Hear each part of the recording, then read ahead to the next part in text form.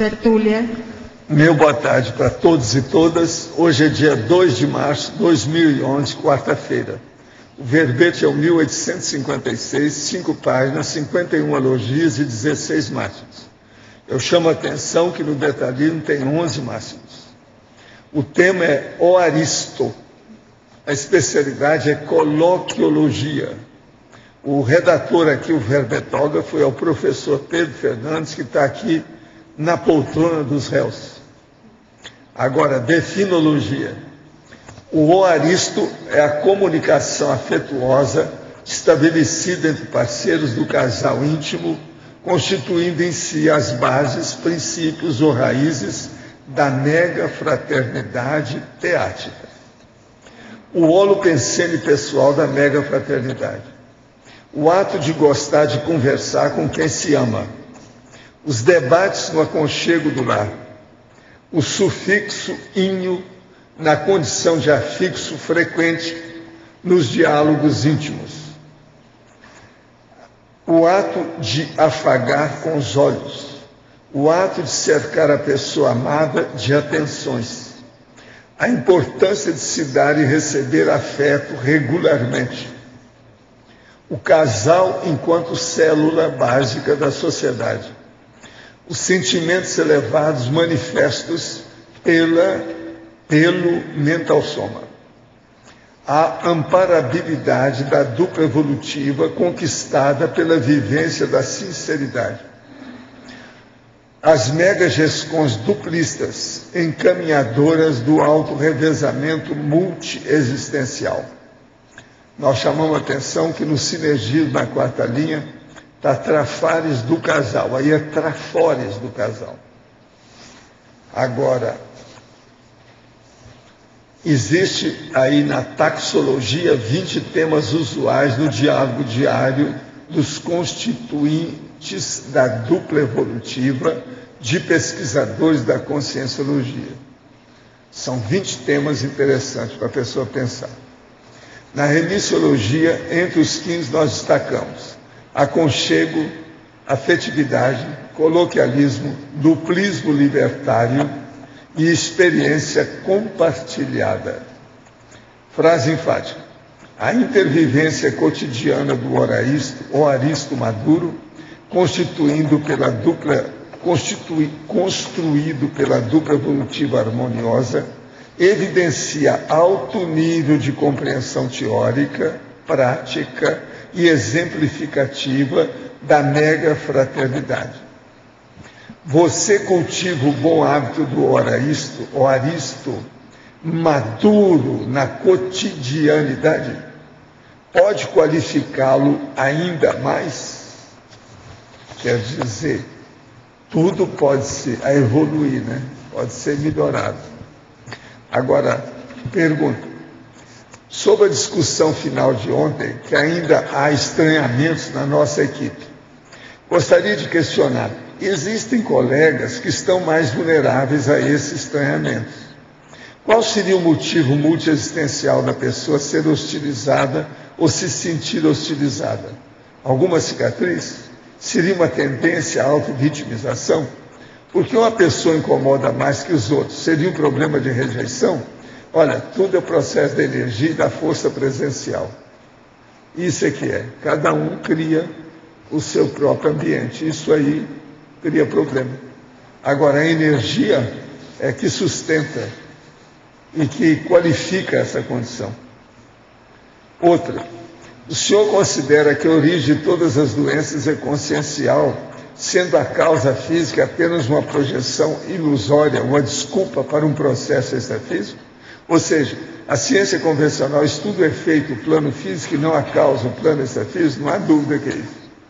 Lembre-se, a maioria dos homicídios são praticados por consciência. O senhor concorda que na antiguidade o ser humano era mais violento e menos egoísta? Não concordo. Hoje ele é mais egoísta e menos violento? Sim, é isso que eu acho.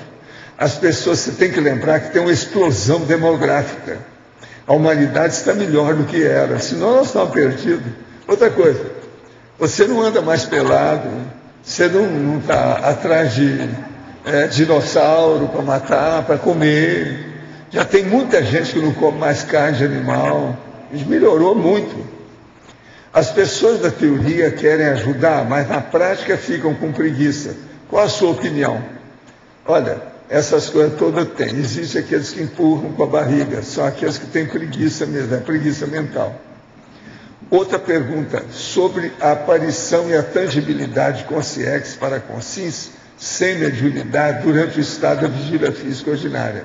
Sempre é necessário um médium ectoplasta materializador, ou a consciex pode fazê-la sozinha, condensando o seu psicossoma até deixá-lo denso o suficiente para se tornar visível? Não.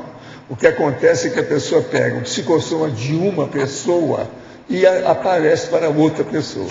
É isso aí que você não entendeu ainda. Pensa nisso que você vai esclarecer essa coisa toda. Agora, ó, todo mundo tem mediunidade, falando em mediunidade. Todo mundo tem parapsiquismo. Outra, de que forma evoluímos ao ajudar outras consciências? É alguma consciência que nos dará algum bônus? Não, é você que vai melhorando. Isso é automático, a própria energia muda. É preferível priorizar assistências às consciências em detrimento das consciências, mesmo que seja preciso ter uma vida estressante e morar numa cidade com pouca qualidade de vida? Tudo é possível. Tem muita gente que faz o alto sacrifício consciente cosmoético. Muitos espíritas costumam dizer que ao fazer regressão, as consciências que prejudicamos em vidas passadas podem nos localizar e nos prejudicar. Sim, mas elas, de qualquer maneira, elas nos localizam e nos identificam. Seja fazendo ou não, cedo ou tarde é só procurar devido ao processo da pensenidade, da pensionização. Seria autoevolutivo a consciência querer seguir a mesma profissão em todas as vidas? Não, isso é bobagem. Isso nunca acontece. Chega num ponto que não tem jeito, a pessoa tem que mudar. Bobagem isso. Não se preocupar com isso, não, sempre muda. Outra, estudar a historiografia da década que antecede ao nosso nascimento pode ajudar na recuperação de consciência? Qual a melhor maneira de associar os fatos históricos com o período impermissivo? Olha, para você fazer, a melhor coisa que tem é você ir no laboratório de auto-retrocognição, etc. tal. Ou para a pessoa, então, ter contato com o passado de diversos países, etc. tal, para ela ver de onde ela veio. Isso aí é que às vezes melhora mais o processo. Agora, isso de uma década antes pode ser que ajude, mas não é um caso sério assim, para a gente pensar, não. Isso é relativo. Agora, o nosso professor está aqui para responder a pergunta de vocês. Vocês podem entrar nessa. Agora, professora Adriana, aqui está. Tem 3 coisas para você e para o professor. Primeiro, uma revisão disso aqui. Depois tem uma coisa sobre curso. E depois tem mais 20 para revisão. Um é do Antônio, outro é o seu. Está tudo escrito Antônio e Adriana, tá certo? Pedro, eu tenho uma pergunta aqui na página 77, na tecnologia. Eu queria que você explicasse mais essa técnica projetiva do ato sexual. Essa técnica está descrita no livro Projeciologia e ela consiste basicamente em aproveitar o relax logo após o orgasmo, se possível o orgasmo conjunto ali do casal, e se predispor à saída projetiva. O que ajuda é ter um alvo extrafísico em comum nesse momento, enquanto o soma está totalmente relaxado, está assim, vamos dizer, entregue às baratas, como o professor Valdo comenta, a gente aproveitar esse momento para se predispor a sair, inclusive ter uma projeção consciente conjunta. Ou seja, aquele parceiro que sair, conseguir sair primeiro do corpo, ajudar o outro que ficou a ter também uma decolagem ali. Então, basicamente, aproveitar esse momento pós-orgasmo. Na fatologia, na segunda linha, atares horizontal. Atares horizontal tem relação com aquele verbete que a professora Mabel trouxe aqui, esclarecimento interpares, né? Então, atares horizontal é essa que você faz para uma pessoa que esteja no mesmo nível que você, e aqui no contexto, no caso da dupla. Então, na dupla evolutiva, no casal íntimo, é um momento adequado para se fazer isso, porque as pessoas confiam umas nas outras. Muitas vezes você tem ambiente para falar aquilo que você pensa. Às vezes você vê a pessoa deu uma bola fora, ela está com um comportamento equivocado, ectópico. Você então chama a pessoa e fala: olha, naquele momento, naquela ocasião, eu acho que você se excedeu, ou entende, se equivocou, e aí a pessoa tem mais condições de pensar nisso. Então, ter esse ambiente de troca entre o casal, de dar e receber a Tares, é basicamente o que motivou a escrita desse verbete. Ok? Pedro, a fatologia, a segunda linha de baixo para cima, o discurso sem palavras. O discurso sem palavras, a gente colocou aqui uma sequência, né?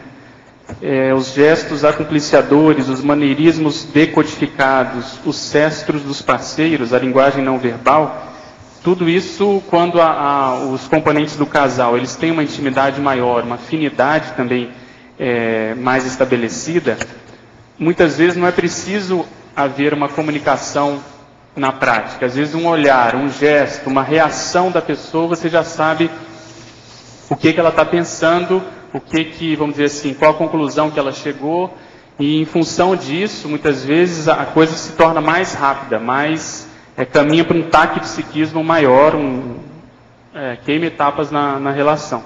Então a ideia foi justamente dar a entender que a condição da dupla bem estabelecida, harmoniosa, pode evoluir para isso, até para uma condição de telepatia, em que um está numa cidade, por exemplo, às vezes pensando no outro, e o outro pode perceber essa condição, perceber as energias do parceiro, e isso pode ser confirmado por telefonemas e registros, alguma coisa nesse sentido. Então, eu tinha pensado justamente nessa parte parapsíquica, agora que você esclareceu, que em seguida não aparece, mas tudo bem. Por exemplo, uma assimilação simpática, uma telepatia que você já falou. Isso, o acoplamento áurico mais estabelecido, né? Então isso predispõe a essa comunicação mais rápida, vamos dizer, além da intrafisicalidade, né? Ok, obrigado. Aqui para você. Gostaria de saber se o fato de, na hora da relação sexual, a dupla falar coisas obscenas, ao modo de chamar a parceira por nomes obscenos, pode gerar assédio ou atrair consciências doentias para a relação. Olha, eu acho que vai depender de cada caso. Como nos cursos de sexualidade o pessoal costumava colocar que entre quatro paredes a democracia ali tem que reinar. Então, se entre o casal há essa predisposição, a mulher principalmente se sente bem com isso, não traz nenhum tipo de... Às vezes é ela que quer que chame. E ele também da mesma forma. Então isso entra naquelas condições que podem dar um molho para a relação, um petisco.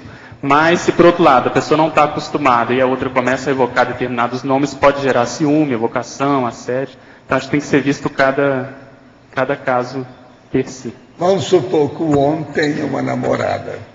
E ele chama a namorada para aquilo. Então ele aproveita para chamar a esposa com aquele nome para ele não errar. Aí está tudo errado, aí tem assédio. Vamos explicitar bem a coisa. Porque às vezes é uma desculpa. Agora aqui, outra para você. Parabéns pelo verbete. Um conceito que na atual fase da sociedade está faltando demais. Onde a diplomacia, a palavra gentil, a educação e respeito no espaço do próximo nas conversas estão muito longe. Acredito que também problemas familiares, drogas, alcoolismo, vêm da falta da conversa sincera, da educação, da fala, do olho no olho. Qual a sua opinião? Eu concordo com isso. A base foi justamente essa, inclusive puxando para a nossa realidade aqui da CCCI, para não deixar a condição da dupla evolutiva entrar numa banalização. Então, muitas vezes se confunde a condição da dupla, que é uma técnica evolutiva, com a constituição de um casal íntimo convencional. Então, essa proposta de estar sempre dialogando, de estar sempre melhorando, de um realmente ajudar a proex do outro, é justamente a motivação desse verbete, e a partir daí, dar exemplo para as outras pessoas, para a sociedade, para chegar nisso que você comentou do macro, né, da população em geral. Então eu concordo que realmente é o que mais falta com a vida atual, com a pressa, o workaholismo, as pessoas trabalhando cada vez mais, tendo que se virar, vai cada um para um lado, cada um com seus interesses, a tendência é do diálogo diminuir, a atenção para com o outro também diminui, se houver crianças envolvidas também, elas vão ser penalizadas em função disso. Então eu acho que a base, o exemplo, tem que ser dado pelo casal nesse sentido. E eu acho que tem que ser discutido de tudo dentro da dupla. Não pode haver, do mesmo modo que a pessoa deve evitar ter e conservar aqueles quartos escuros, aqueles pontos cegos, o casal também deve evitar aqueles quartos, aqueles temas, aqueles assuntos tabu, aqueles assuntos que eles não gostam de discutir. Então, pouco a pouco, deve-se caminhar para uma condição de maior abertismo, onde se possa falar sobre tudo. Acho que essa que é a condição ideal. Pedro? Isso, essa é uma técnica da conscienciologia, né, que o professor Valdo fala muito, diálogo de desinibição. Então, acho que nós temos que caminhar para isso, seja o assunto que for, nós temos que ter ambiente para poder confiar isso ao parceiro, né? Falar o que você está pensando, as suas impressões podem estar certas ou não, mas elas devem ser colocadas na mesa no momento certo, num ambiente mais propício, para que isso possa ser, se for o caso, desassediado, melhorado, melhor compreendido. Pedro, aqui no B. Oi. Aqui na página 78, na maniologia, bem no finalzinho tem assim, a esteromania, depois a seguir a ninfomania.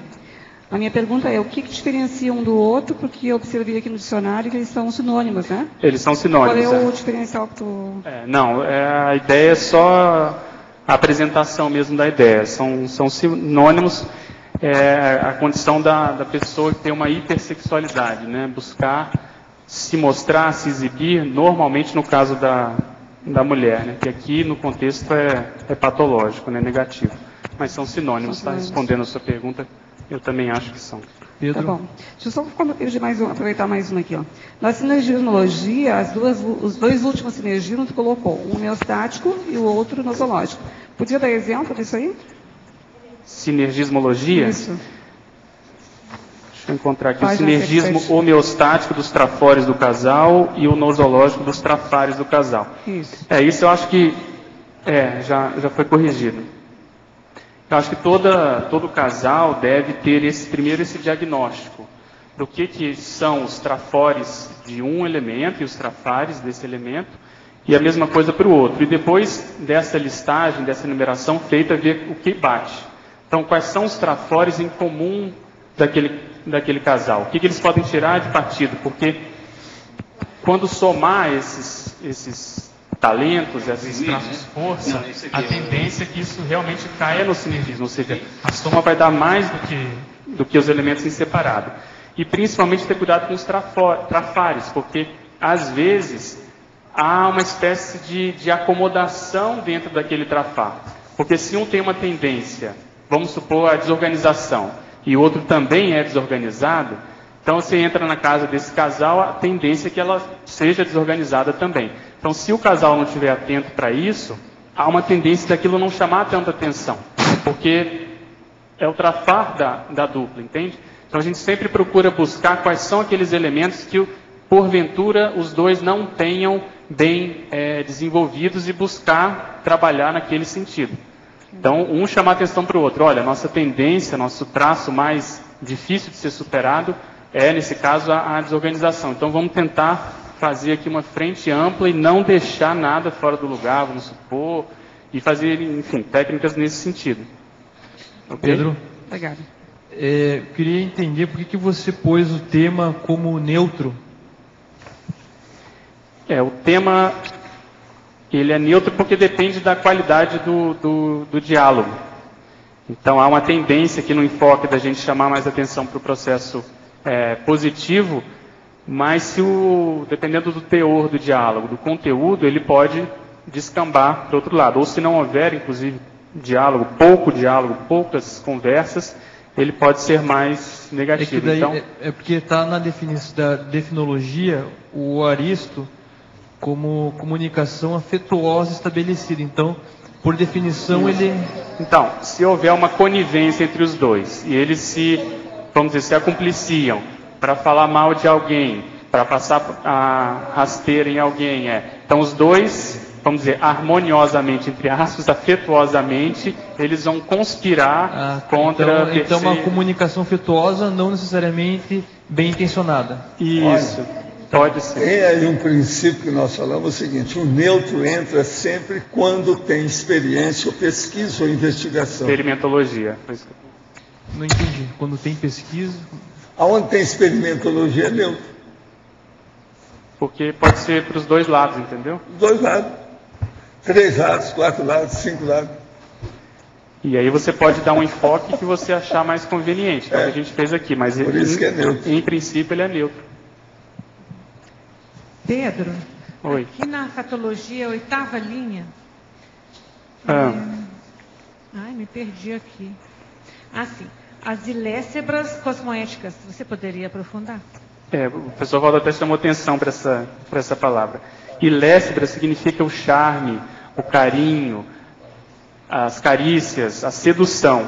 Então, esse processo, quando é feito cosmoeticamente entre os parceiros da dupla, ajuda o relacionamento a não cair na mesmice. Aí entra também o borogodó, o it, o glamour. Ziriguidum. Tá bom, Pedro, seu verbete está lindo. Tá lindo, né? Tá romântico. Obrigado. Parabéns. Pedro. Oi, Adriana. Tá muito bom o verbete mesmo. Na antagonismologia, o primeiro, eu queria entender qual foi a sua... A intenção aqui, essa né? intenção é o aristo-ostracismo. Isso.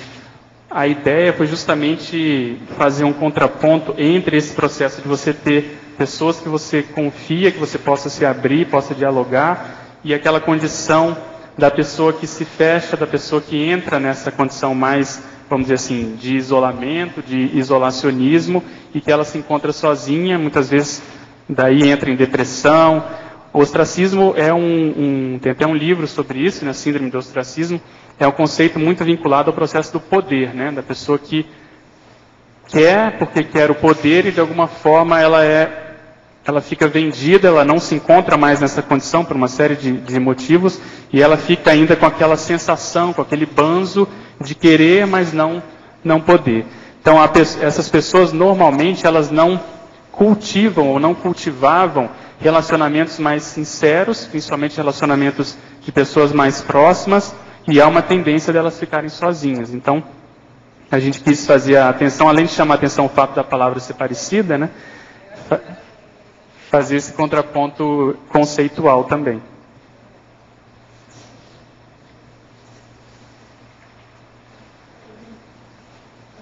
Página 77,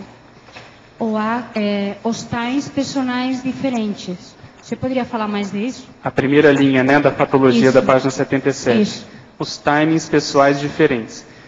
Isso aqui é para chamar a atenção que no relacionamento a gente tem que levar isso em consideração, que às vezes, seja pelo temperamento, seja pela mentalidade, seja pelo próprio gênero, as pessoas têm tempos diferentes. Então o clássico é na hora que o casal vai sair e a mulher demora mais para se aprontar. E às vezes o homem fica assediado com isso, fica cobrando, ou quando vai às compras. Então, isso faz parte e a pessoa tem que saber o que faz. Eu estava lendo um livro que o autor diz o seguinte, comentando de um amigo dele, ele comenta que esse amigo, a esposa sempre atrasava para fazer o jantar, sempre atrasava. E o que ele começou a fazer? Ele começou no momento em que era o horário do jantar, e ele já sabia que ia atrasar, para não dar problema no casal, ele começou a escrever, tomar algumas notas. E depois de um certo tempo ele tinha um livro, só daquele momento do atraso da esposa. E então é o aproveitamento do tempo, e a esposa de uma certa forma acabou ajudando, ele pelo menos teve a sacação, né, a ideia de aproveitar aquilo, que ele já sabia que aquilo ia acontecer. Essa coisa, dedicou o livro a ela. A esposa, Entende? Então, São esses times, ou seja, tem que se compreender, cada um tem que tentar melhorar, né, a sua condição para não impactar e não empacar a vida do outro, mas a ideia é ser mais compreensível. Mas seria mais, que eu entendi outra coisa, a ver se eu estou certa. Eu entendi mais como o tempo evolutivo que cada um tem também. Sim. Seria também, isso estaria contemplado também, essa ideia.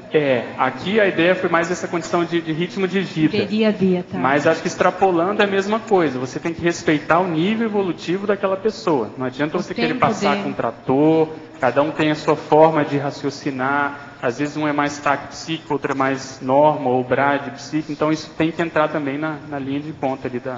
E Pedro, mais uma pergunta. Na parafatologia, a amparalidade da dupla evolutiva conquistada pela vivência da sinceridade. Você poderia comentar esse também? A gente partiu do pressuposto que na constituição da dupla, ambos querem acertar e querem cumprir a PROEX. E acho que o elemento básico para se adquirir, para se conquistar esse amparo, é que haja essa sinceridade. Então vamos dar um exemplo. Se houver competição, por exemplo, entre os membros da dupla, vamos supor, começa a sonegar informação para o outro porque acha que aquela informação diz mais respeito, vamos supor, sei lá, a GESCOM dele, ou algum assunto que ele esteja desenvolvendo, e começa a haver uma espécie de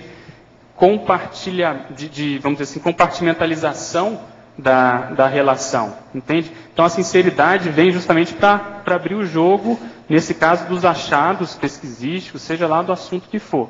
Mas eu acho que isso tem que permear todos os temas, os assuntos, os ambientes, todas as, vamos dizer assim, as vertentes da dupla. E os amparadores que estão vendo isso de fora, né, extrafisicamente, com visão de conjunto, eles sabem as reais intenções ali, no caso dos parceiros. Então isso vai conquistando, vai constituindo essa amparabilidade mais presente. Porque senão começa a entrar boi na linha, né, os assediadores que começam a colocar um contra o outro ali, seja em função de que assunto for. Eu queria falar para ti que eu nunca tinha escutado essa palavra de Oaristo, não sabia o que era, e eu achei bem profundo o tuo verbete, porque ele, na verdade, parece que está falando de uma coisa assim, de um colóquio entre casais. Mas ele é muito profundo no sentido que eu entendo, que o Aristo seria o resultado, pelo que eu entendi, dessa vivência do dia a dia entre os parceiros. Então, acho ele... Eu resolvi escrever sobre isso basicamente por dois motivos. Primeiro, porque eu estudo coloquialismo. E dentro lá do meu livro eu vou colocar um capítulo sobre essa condição do Aristo, que é a condição da dupla. E segundo, porque o professor Valdo já comentou que a gente costuma ficar falando muito, eu e a Cris. Então, como... é um trafor, a gente acha que isso vale a pena debater justamente para não deixar a condição da dupla cair no marasmo, sabe? Eu acho que isso escrevi sobre o Aristo, tem meus textos.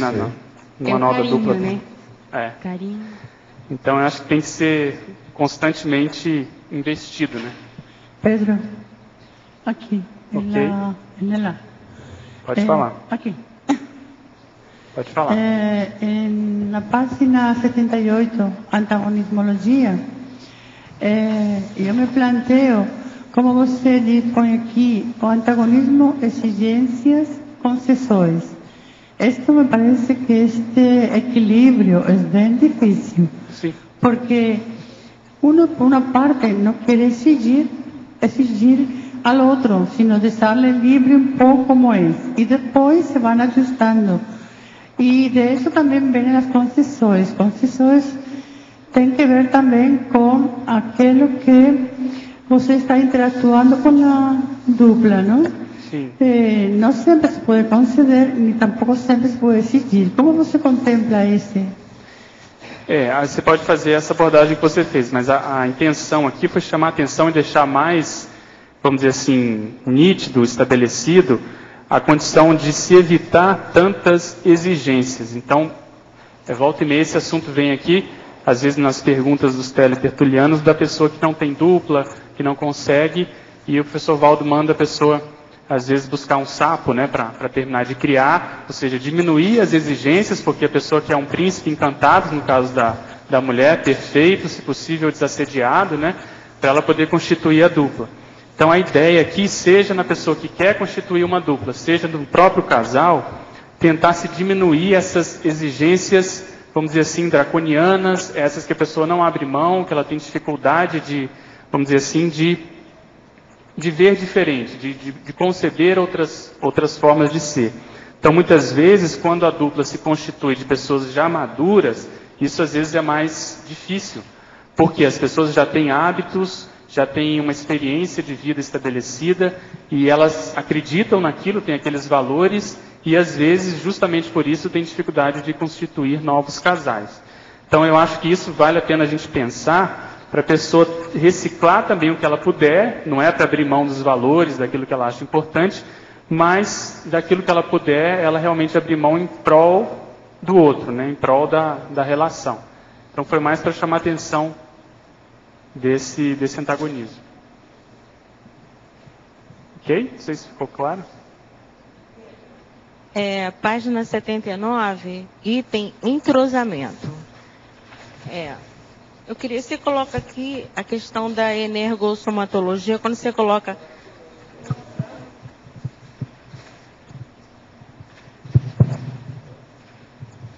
Quando você coloca poro a poro, chakra a chakra, mas para potencializar o entrosamento na dupla evolutiva. Mas no caso a dupla ainda estiver se afinando, você, na sua experiência de dupla, você acha que o ideal seria que essa afinação é ideal fazer junto ou ainda em separado para que depois possam se juntar? Essa afinação tem que ser feita junto, mas eu não sei se a sua pergunta é com relação à moradia, especificamente. Sim, morar juntos. Então, eu acho que isso é uma decisão muito específica de cada casal. Tem que se respeitar o timing de cada um para ver quando que é o melhor momento para se constituir um casal de fato, né, sob o mesmo teto. Então, eu acho que isso vai aos poucos, com a convivência, isso vai sendo, vamos dizer assim, desenvolvido, né, crescido, alimentado, mas fatalmente a tendência é evoluir para uma moradia em conjunto. Acho que esse é o processo mais fisiológico. Entende? Mas o momento certo, quando que essa afinação vai se dar, eu acho que é muito individualizado de cada caso. Eu acho que os dois parceiros têm que conversar para, se for o caso, fazer um planejamento, ver se a coisa vai caminhar conforme eles estão pensando, para culminar nesse sentido. Isso também vai depender de cada caso, no sentido, como eu estava comentando, da experiência de cada um. Às vezes a experiência de um foi mais difícil do que a do outro, com experiências anteriores, né, com parceiros anteriores. Isso pode gerar uma certa dificuldade em fazer e constituir um novo casal nesse sentido, né, de morar sob o mesmo teto. Mas eu acho que aí vai variar bastante esse período de afinidade, afinização. Ok? Tá bom, obrigada. O senhor pode aprofundar os mecanismos da evocação homeostática da dupla com sim, com CX? Pode nos contar algum caso de alguém que perdeu o parceiro ou a parceira e continuou esse vínculo com sim, com CX? Acho que é com você, Valdo. Eu vou matar no peito aqui.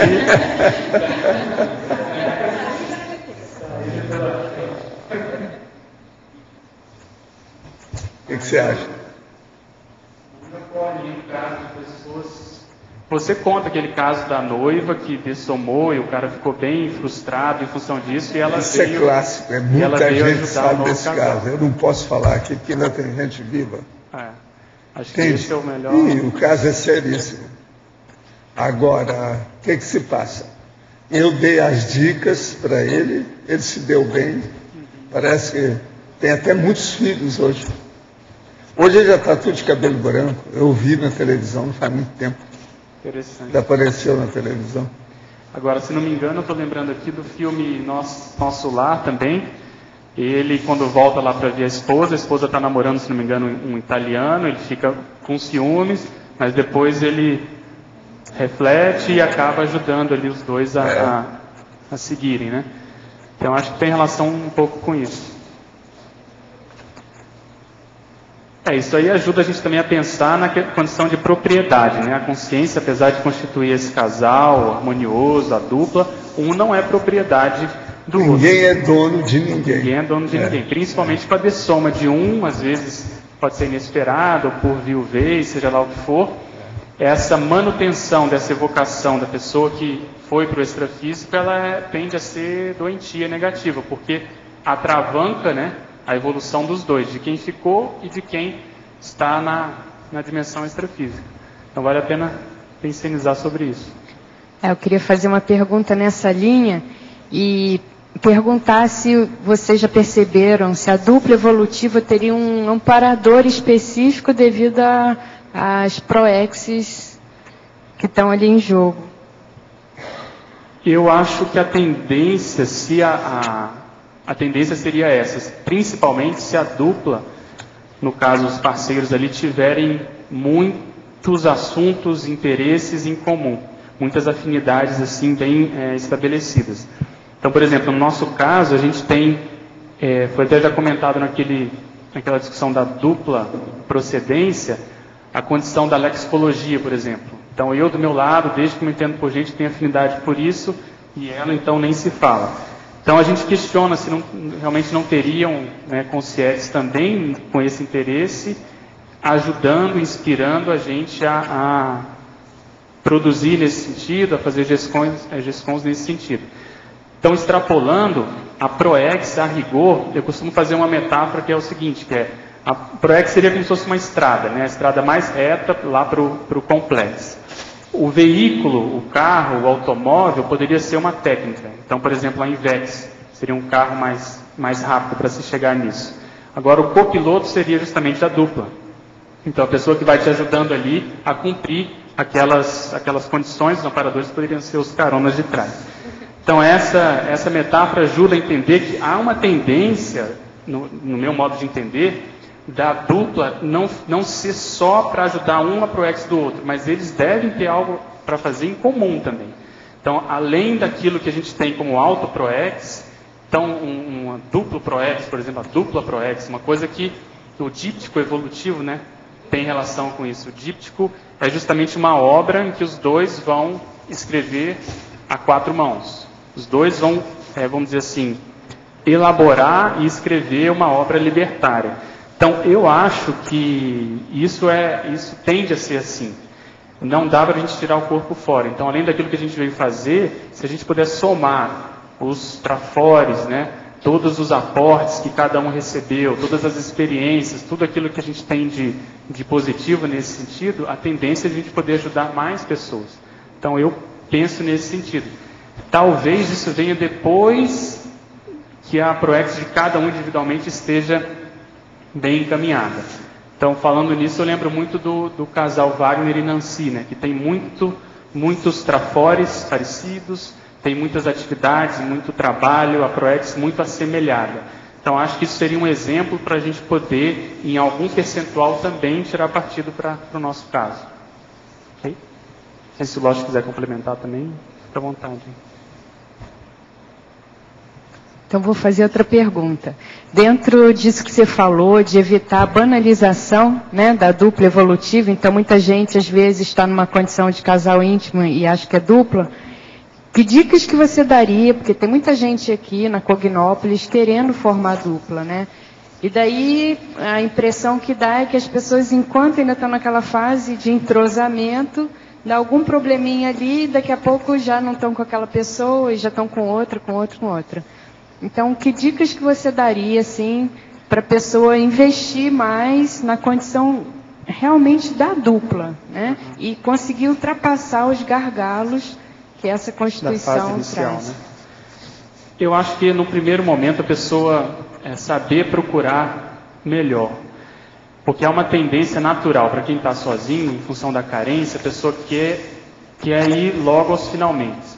E às vezes pode gerar frustração. Então, o que eu chamo de procurar melhor? A pessoa vê aquelas ou aquela com a qual ela tem um maior nível de identidade, vamos dizer assim, cosmoética, que os valores batem mais. Isso, no meu modo de entender, está acima da condição da beleza física, está acima dos, vamos dizer assim, daquilo que a gente tenha de status Se a pessoa é inversora, é reciclante, é epicom, é autor, seja lá o que for. A pessoa tem que ver ali a paragenética da outra e ver se bate alguma coisa com a dela, né? Se os valores, se o nível de experiência, se aquilo que ela valoriza, ela consegue enxergar naquela outra pessoa. Outra coisa que ajuda também, a pessoa mostrar aquilo que ela quer receber. Então ela tem que dar exemplo daquilo que ela valoriza. Enquanto ela está ainda, vamos supor, só, como o professor Valdo comenta, tico no fubá, está na promiscuidade, ou está procurando, vamos supor, na noite, ela vai encontrar pessoas com valores nesse sentido. A partir do momento que ela começa a priorizar o processo evolutivo dela, vamos supor, ela começa, um exemplo, a dar aula, ela faz a TENEPS, que ajuda bastante, ela começa a se mostrar holossomaticamente, mas predominantemente pelo mental soma, ela vai começar a chamar a atenção de pessoas que tenham o mesmo interesse. Então, acho que uma coisa vai casar com a outra, vai conjuminar, e elas vão acabar se encontrando. E aí, nesse processo de encontro, o que eu acho que é importante é justamente a conversa. Antes de querer pensar, até no primeiro beijo, na primeira relação sexual, é ver o que cada um quer da vida, quais são os interesses, o que é que ela quer da ProEx dela. Qual é o nível de convicção que ela tem com as ideias, por exemplo, da conscienciologia. Então, isso deve vir em primeiro lugar. A partir daí, eu acho que muita etapa é queimada, muita experiência que só vai gerar desgaste, pode ser abortada em função dessas conversas, e não tem por que ter pressa nesse sentido. No meu caso, eu sempre preferi, desde que eu me entendo por gente, ter poucos relacionamentos mais duradouros, mais profundos, do que ter várias experiências. E eu até lembro que quando eu coordenava lá a Unidade Brasília, tinha um inversor lá mais novo, que falava assim, não, mas eu preciso ter experiência, eu preciso ter outras mulheres, eu ainda não sei, não conheço, eu preciso buscar. E a gente argumentava que isso é justamente a autocorrupção, para ele poder ficar com a consciência dele aparentemente tranquila, para poder ter uma vida mais promíscua. Então eu acho que tem que tentar segurar a onda da carência para poder, vamos dizer, colher mais na frente. Isso vai de encontro até a questão que é muito atual da ficação, né? Que as pessoas não sabem nem o nome da outra e já está ficando. Várias numa noite. E eu me lembro do professor Valdo uma vez falar também de a pessoa, cada um respondeu o conscienciograma, né? Passar o conscienciograma no outro. Isso ajuda. Dentro daquela ideia que a gente falou dos megatrafores e megatrafares, eu acho que isso é um pré-requisito básico. A pessoa se conhecer, e o conscienciograma é a melhor técnica, exatamente. Saber o que ela está vendendo ali, entre aspas, para o outro, o que ela está apresentando. Para você, na Fatologia, página 76, última linha, o ato de discutir a relação e os cestros dos passeios. Os cestros são os trejeitos, os gestos habituais, as peculiaridades de cada um. Então, é o modo que cada um, por exemplo, tem de se manifestar com o gestual. Então, isso, como eu estava comentando antes, é muito, vamos dizer assim, peculiar de cada pessoa, e conforme você vai convivendo, você vai diagnosticando e, vamos dizer assim, fazendo esse levantamento. E aí, dependendo desses trejeitos, você sabe o que a pessoa está pensionizando, sabe qual é a intenção dela ao reagir daquele modo. E a outra pergunta, o ato de discutir a relação, é que toda relação, ela tem que ser discutida em algum momento. Eu acho que isso, com o tempo, tende a ser conduta exceção, porque você não vai ficar toda hora discutindo a relação, vamos sentar aqui para discutir a relação, e aí isso tende a desgastar, ninguém aguenta, porque ninguém gosta dessa frase, eles estão comentando aqui. Principalmente os homens. Os homens fogem desse momento. Porque normalmente é quando eles vão ser encantoados. Então acho que mas isso tem que fazer parte. Acho que do mesmo modo que a gente faz balanço da ProEx, que a gente vai entrar agora na semana da ProEx, a gente pode fazer o balanço positivo da relação. Então o ato de discutir a relação tem esse cunho mais, vamos dizer, pejorativo, mais negativo, mas ele pode ter essa coloração mais positiva no sentido de balanço, para saber se a gente está progredindo, se a coisa está caminhando bem, se a gente está conquistando as metas. Eu coloquei em algum momento aí o proexograma A2. Então, os duplistas fazerem, elaborarem e deixarem isso exposto é muito positivo para que se possa acompanhar ao longo do tempo aquelas metas em conjunto, que os dois têm, que os dois querem alcançar. Então isso evita, dentro daquelas técnicas que a Kátia estava comentando, evita essa banalização, evita com que se caia no marasmo e que se, vamos dizer assim, seja envolvido pela vida humana, né? Então a ideia foi mais ou menos essa. Eu quero chamar a atenção que discutir a relação da sogra é o mais bravo. É mais complicado. A relação com a sogra. Esse aqui é o negócio mais bravo. O papel da sogra. Agora a outra da mesma pessoa. Na tecnologia, página 77, última linha, o item. As técnicas do pentáculo duplista. Isso tem um verbete específico que a gente fez questão de chamar a atenção aqui, que são várias aquisições evolutivas com as quais a dupla pode se propor, inclusive dentro desse proexograma que a gente estava comentando. Se não me engano, esse pentátulo é composto, logicamente, por 5 condições, mas basicamente as pessoas são inversoras, tenepsistas, ambas são epicons, têm ofiex e são despertas. Se não me engano, são esses 5 predicados ou conquistas evolutivas. Então isso, por exemplo, deve ser ou deve constar na listagem das metas da dupla, vamos dizer, ao longo do tempo, né? Então vamos supor, se ambas forem inversoras, já são tenepsistas, já são, por exemplo, já são epicons, o que precisa para a outra ser epicon? Já almejam constituir ali uma ofiex a partir de um segundo amparador, né, da TENEPS, enfim.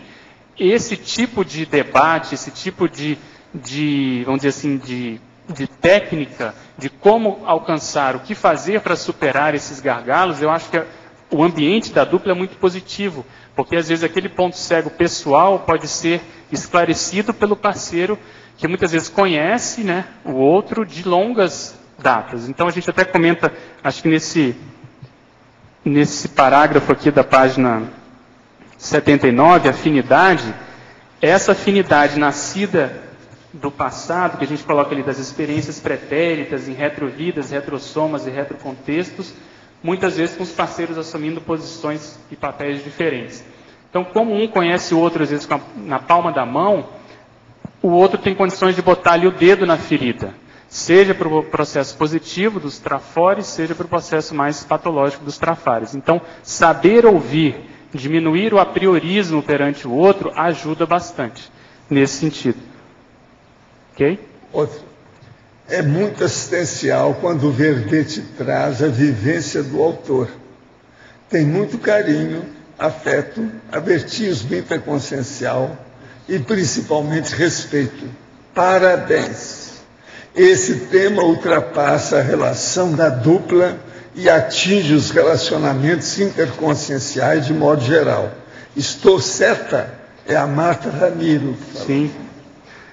Graças aí pelas palavras. A ideia é justamente essa, servir de exemplo a partir do ambiente, né, doméstico ali, da residência proexogênica. E isso pode... Seria bom ela também depois isso pode, desse aspecto. Vamos dizer, contagiar outras pessoas. Eu vou passar aqui para a minha cara metade. Eu concordo com a Marta. Realmente, lendo o verbete, na verdade, está a cara do Pedro, né?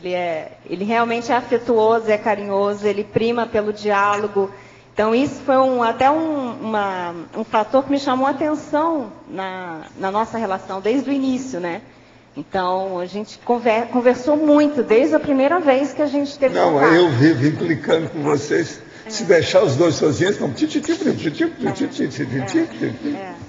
E eu não estava habituada com esse padrão de maturidade na relação. Então, para mim, assim, eu tenho aprendido muito com ele e tenho desenvolvido essa capacidade também, sabe? De se abrir, de falar, de conversar, né?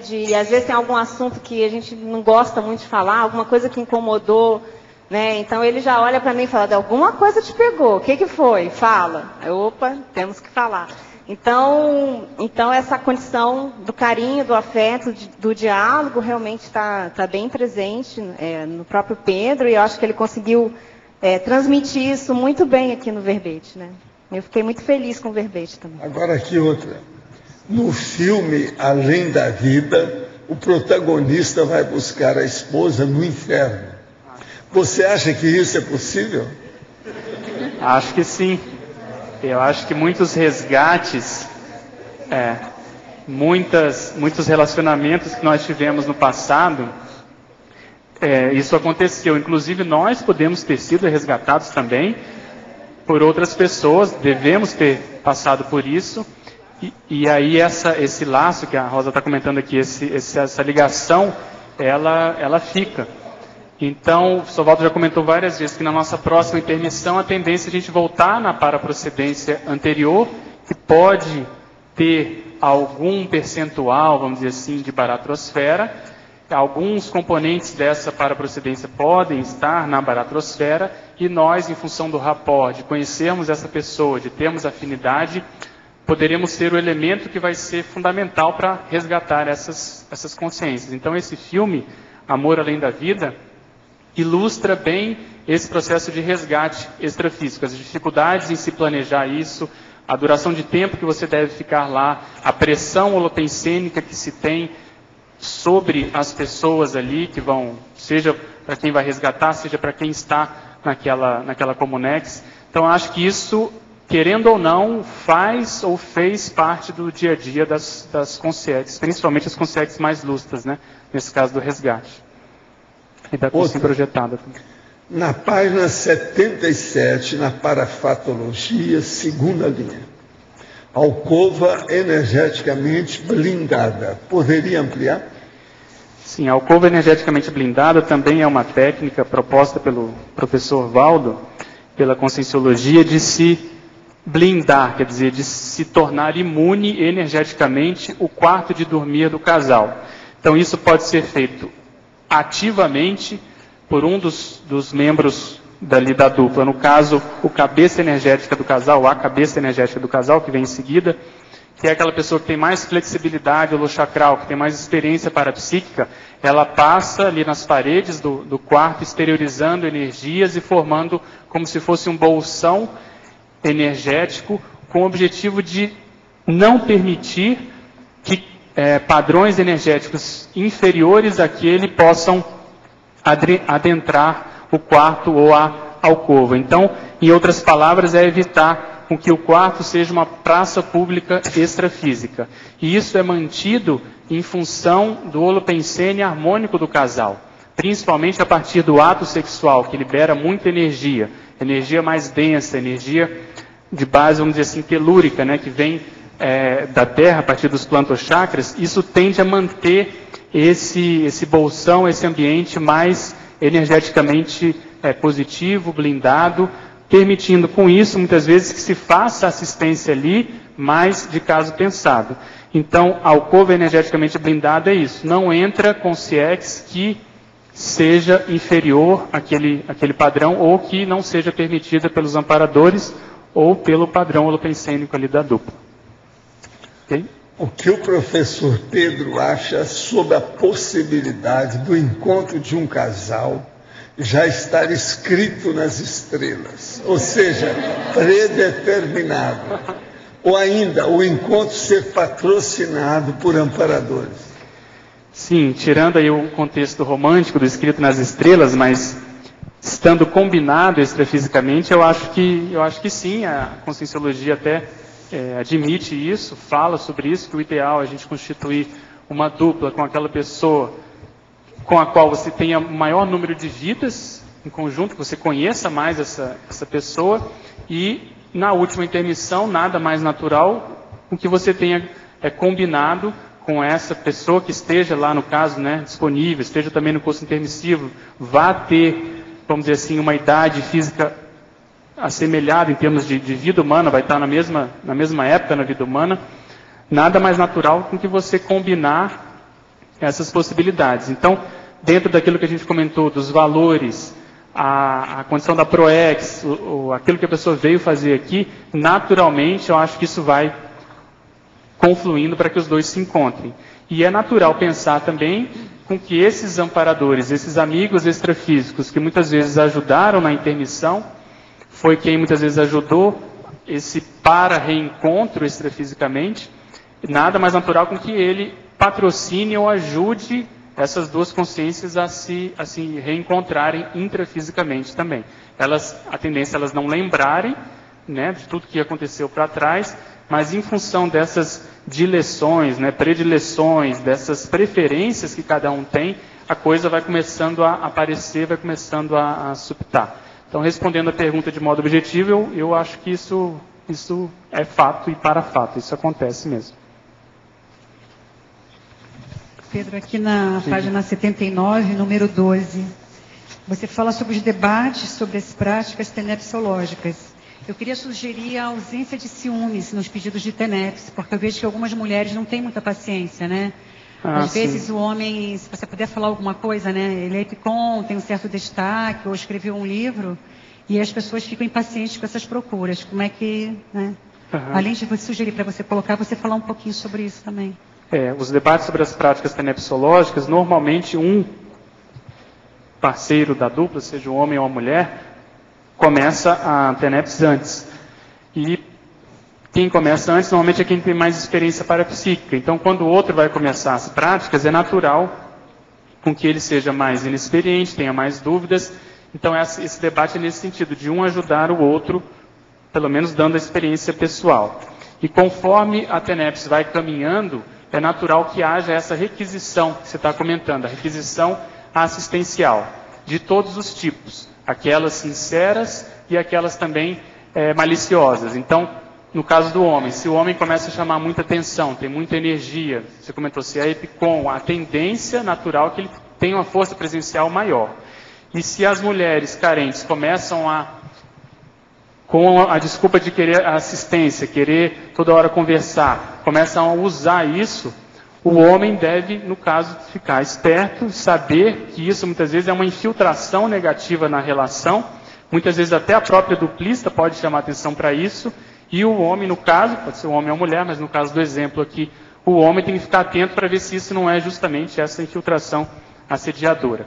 Mas isso não deve evitar ou inibir o processo assistencial do casal, seja ele de quem for. Então, em princípio, deve-se atender, assistir, mas sem ser ingênuo, que acho que essa é a base da pergunta, né? Sem se deixar, vamos dizer assim, ludibriar pelo contexto da assistência envolvida ali, entende? Então, acho que a ingenuidade, nesse caso, não cabe. Da questão de que acho que na dupla evolutiva, certos convencionalismos sociais têm que cair. Porque às vezes a mulher é que é melhor do que o homem em certas coisas, que socialmente o homem que deveria ser mulher. Exatamente. Né? Deveria ser melhor. Mas como consciência não tem sexo, né? Cada um tem a sua holobiografia, isso também tem que E se o homem é muito machista, por exemplo, ele não vai permitir, ou vai ter dificuldade de permitir com que a mulher, enfim, faça assistência, tenha ali a sua casuística assistencial. Então é bem lembrado, eu acho que isso tem que ser visto bem de cada caso, né? Em cada contexto. Pedro, alô, aqui em cima, Pedro. Oi, pode falar. Na página 78, lá em fobiologia, você poderia explicar o que você pensou na hora que você colocou a lalofobia e a relação com o seu verbete? A lalofobia é a mesma coisa que logofobia, é o medo de se exprimir por palavras, é o medo que a pessoa tem muitas vezes de se abrir, de falar aquilo que ela está pensando. Então a ideia foi justamente fazer um contraponto nesse sentido, das vezes dentro de um casal, paradoxalmente, nem no casal, nem com quem você teoricamente, né, se sente mais confiante, você às vezes tem assuntos que você não traz. Então isso que eu acho que dentro de uma dupla, do desenvolvimento do duplismo, eu acho que isso tem que ser alcançado, não deve ter assunto tabu, seja ele que assunto for. Então, por exemplo, muitas vezes o homem, vamos pegar o exemplo do homem, ele teve um passado não tão, vamos dizer assim, positivo em termos de promiscuidade, seja lá do que for. Se ele mantém isso num quarto escuro, como a gente comentou, se ele tem dificuldade de tratar sobre isso, denota que ele ou não superou ou não quer superar essa condição.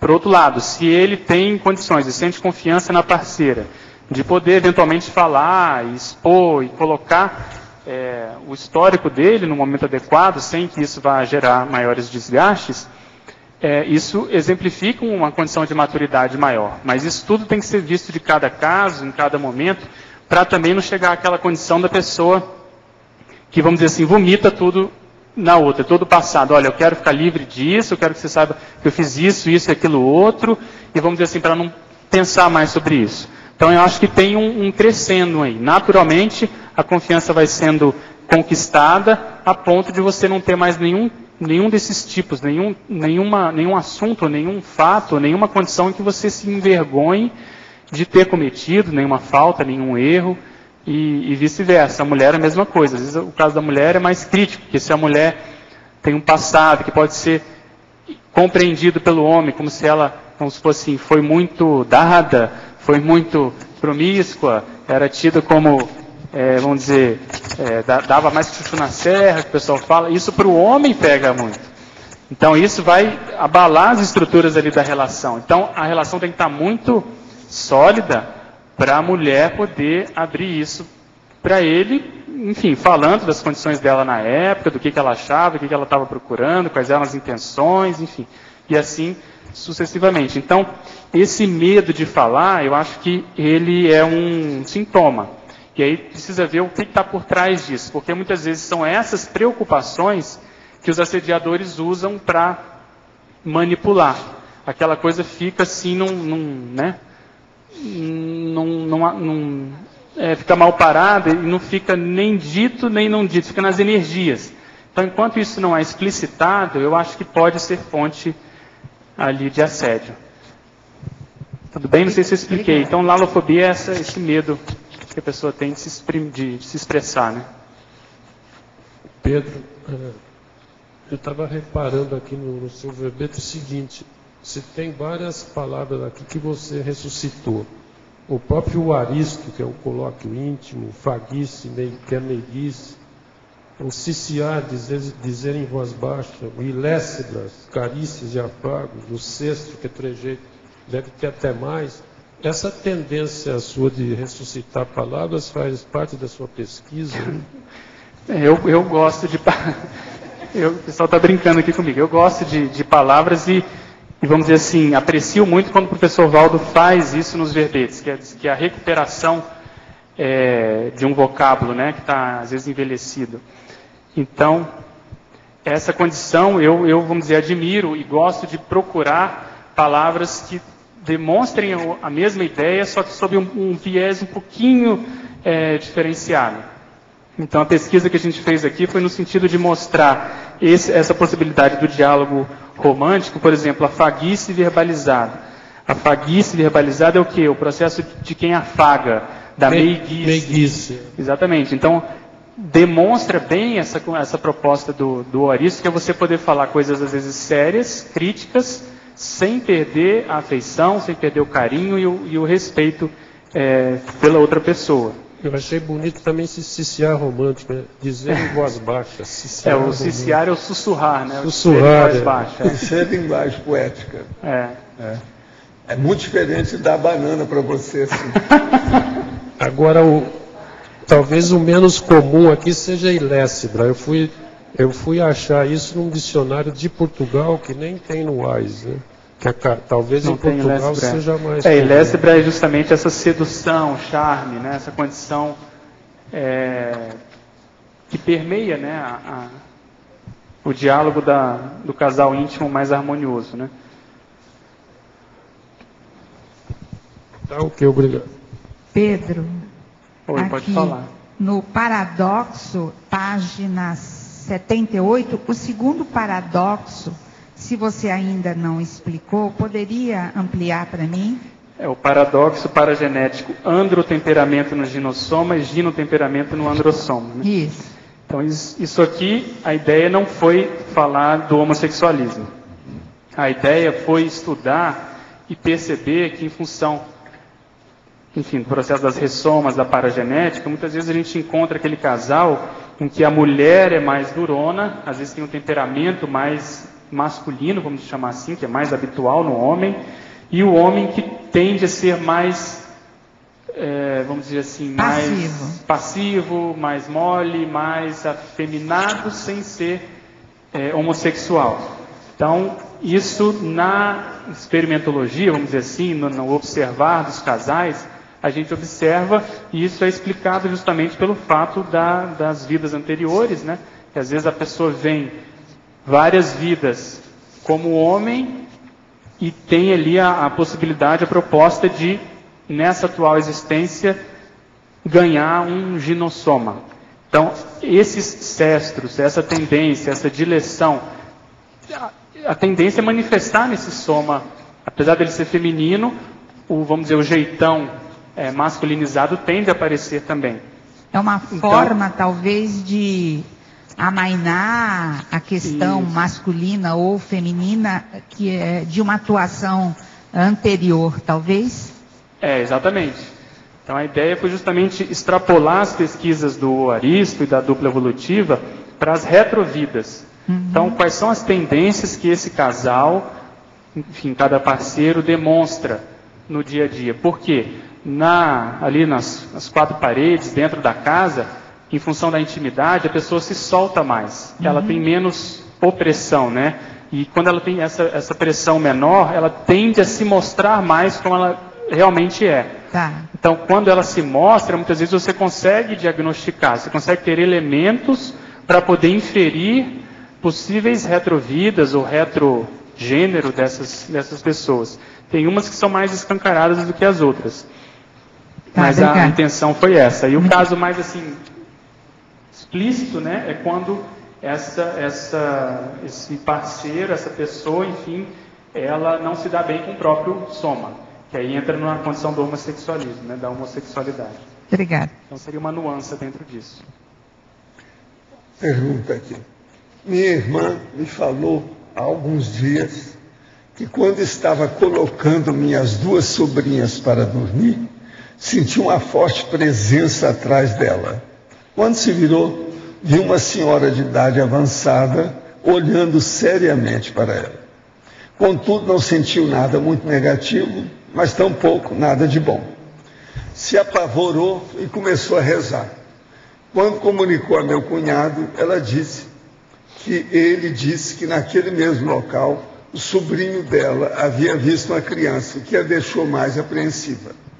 Eu orientei a abrir as janelas daquele local, deixar circular bastante ar puro, colocar plantas e flores, harmonizá-lo e mentalizar a natureza.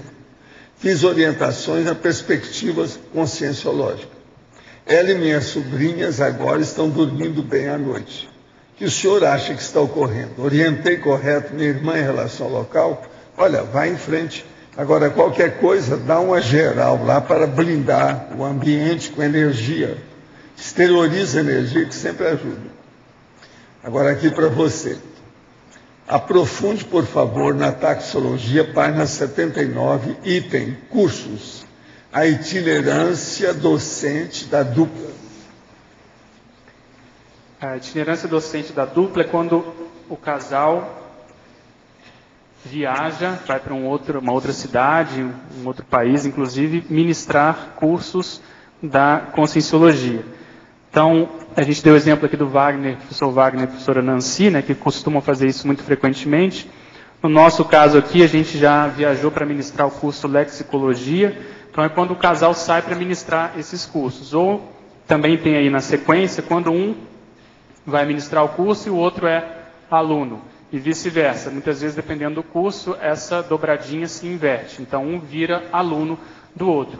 Então, essa motivação em assistir às pesquisas do outro, isso é muito positivo, porque pode ajudar a enriquecer aquelas pesquisas. Aqueles, vamos dizer, aqueles originais, aquela pesquisa embrionária, ela pode crescer muito em função dos feedbacks com que o duplista forneça ali naquele momento.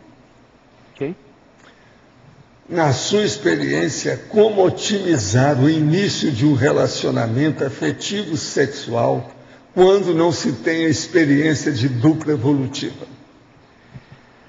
Eu acho que dentro daquilo que a gente comentou, é procurar respeitar muito os limites de cada parceiro, evitando atravessar ali o sinal vermelho. Então, principalmente, no caso do homem, né, que a gente pode falar mais, ver o que para a mulher são questões mais delicadas, difíceis, principalmente no contexto sexual, isso acontece muito, o homem procurar respeitar o momento da parceira ali. E no caso da parceira, a mesma coisa. Então, eu acho que essa preservação desse momento é muito importante. Estou lembrando aqui que quando eu comecei a namorar a Cris, ela morava na Basecom aqui, foi logo que eu mudei para Foz do Iguaçu. E a minha proposta para ela foi justamente dela sair da Basecom, que era um valor, ela ajudava muito aqui, para a gente poder morar no centro e poder fazer essa afinização, vamos dizer assim, essa interconvivência de modo mais tranquilo, mais quieto, sem tanta interferência, porque naquela ocasião viviam mais de uma dezena de pessoas juntas, 20 pessoas. Enfim, a gente poderia ter superado essa, mas profilaticamente eu propus isso para ela e ela fez essa concessão, que eu na época eu agradeci, porque eu sabia que para ela era importante morar aqui, mas depois de um prazo, quem pediu para voltar fui eu. Falei, vamos ver se a gente agora, já com as bases, né, constituídas, com o asfalto feito, a gente pode voltar para a Basecom e somar lá com as pessoas, enfim, com o trabalho voluntário do CAEC. E foi isso que aconteceu e para a gente foi muito, muito importante essa mas de 20 passou para 8. Isso. A coisa diminuiu bastante. Como é possível blindar o quarto de dormir se nesse quarto é que eu e minha dupla fazemos a TENEPS? É mais um motivo, mais um motivo. Tem que blindar, cada um tem que blindar. Já deve estar blindado, se a TENEPS está caminhando tudo corretamente, né? Agora, uma coisa importante, que é muito falado aqui pelo professor Valdo, o quarto de dormir muitas vezes é onde acontece o intercurso sexual de modo mais frequente. Então, se há, por parte do homem ou da mulher, a condição da fantasia sexual, e isso, vamos dizer, quebra essa blindagem e ocasiona infiltrações anticosmoéticas e assediadoras. Então, o mais sério, muitas vezes, do que manter a blindagem é não deixar essa blindagem cair, né? Não deixar ela ser, vamos dizer assim, de algum modo ou outro, interrompida. E isso é muito comum no processo afetivo sexual das fantasias e evocações, né? Pedro, aqui em cima no ar, Selma. Pode falar. Pode ser que você já tenha falado que eu cheguei atrasada, mas aqui em maniologia, a gamomania e a queromania. Você pode falar um pouquinho mais? Página 78. Sim. A gamomania é mania de casamento, é mania de querer constituir relacionamentos. E a queromania é uma euforia mórbida ou exagerada demais. É a pessoa que não se contém. Então o professor Val também comenta muito, aquela euforia em que a pessoa acaba fazendo besteira, ela não se contém em si. Então, esse processo romântico, esse processo da dupla, esse holopensene harmonioso, ele pode gerar euforins, primeneres e ciprienes. Então, o ideal é que a pessoa saiba tirar partido disso. Eu coloquei essas manias aí no sentido de fazer a prevenção, de chamar a atenção, né, para a prevenção, para a pessoa saber tirar partido desses momentos. Que às vezes o holopensene está tão otimizado, está tão profícuo, que os dois começam a rir à toa. Então, em vez de ficar só nisso, em vez de ficar só nessa euforia deslocada, o ideal é que se conflua para algo mais produtivo. Seja, no caso, para a TENEPS, para o processo intelectual. Eu estou lembrando aqui que a professora Mabel também comentou muito isso, do holopensene intelectual, no verbete que ela discutiu aqui. Então, quando você mantém isso, né, o tempo todo, o holopensene intelectual, em função da GESCOM, você tem o seu escritório, o professor Valdo comenta muito isso aqui também. Se isso é somado ao ambiente positivo da dupla, quer dizer, se eles gostam de conversar assuntos mais relevantes, mais prioritários, mais evolutivos, a tendência é que toda a residência, toda a casa fique potencializada e pode gerar como efeito colateral essa tendência de não querer parar de falar, por exemplo, a tendência de ficar conversando até altas horas, muitas vezes a pessoa tem que, por exemplo, ir para a TENEPS, mas ela atrasa um pouquinho porque ela quer conversar com a dupla, o outro tem que escrever lá um artigo, mas gosta tanto de ficar com o parceiro, com a parceira, que acaba também a coisa desandando. Então a ideia é a pessoa se policiar desses efeitos, desses possíveis efeitos colaterais gerados por um duplismo mais harmonioso. E no caso da dupla evolutiva, onde um dos parceiros tem esse holopensene mais intelectual e o outro é mais do lado artístico, assim, como está lá dentro dessa troca, dentro da casa de convívio, esse holopensene mais intelectual? Como um puxar o outro para essa...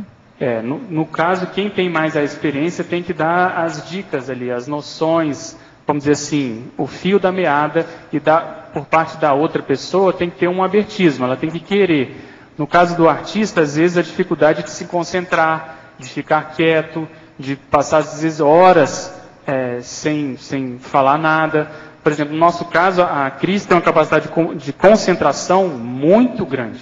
E muitas vezes eu quero falar alguma coisa e atrapalho ela. Então eu já sei que se ela está naquele momento de introspecção maior, que ela entra e mergulha naquilo, o ideal é eu não falar nada. E eu procuro do meu lado pegar esse exemplo para mim e, vamos dizer, tirar partido. Então eu acho que esse exemplo e contra-exemplo de um para com o outro ajuda nesse sentido, dos dois irem caminhando. Então quem tem mais experiência, no caso aí que você está dando, do processo intelectual, tem que fornecer ali as pistas, tem que dar a mão para a pessoa dar os primeiros passos para ela poder também chegar mais próximo.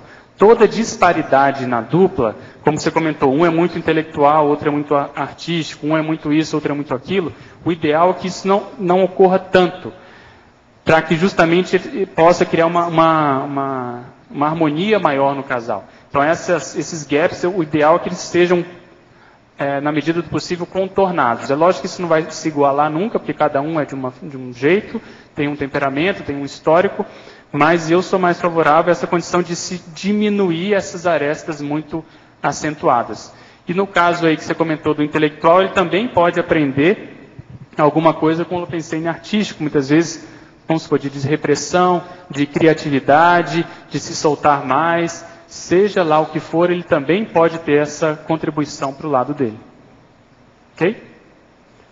Outra coisa, pode falar mais da relação entre energia imanente, chakras básicos e relação sexual? A absorção de energia imanente, posterior mobilização das energias conscienciais, podem suprir, ainda que momentaneamente, a carência sexual?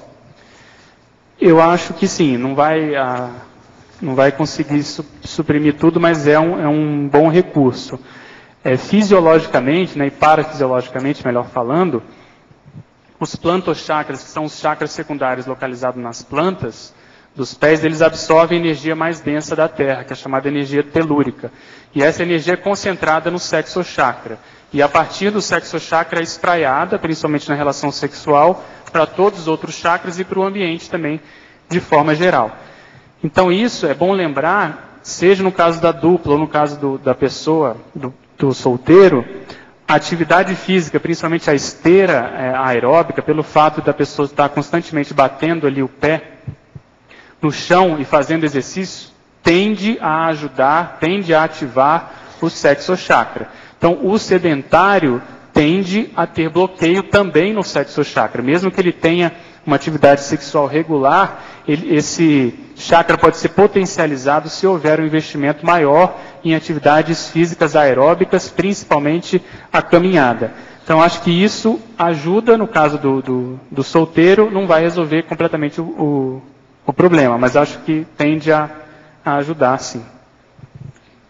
Gostaria de saber como chegar ao Aristo se ambos na dupla têm temperamento impulsivo, opositivo e desafiador e transtorno do déficit de atenção com hiperatividade.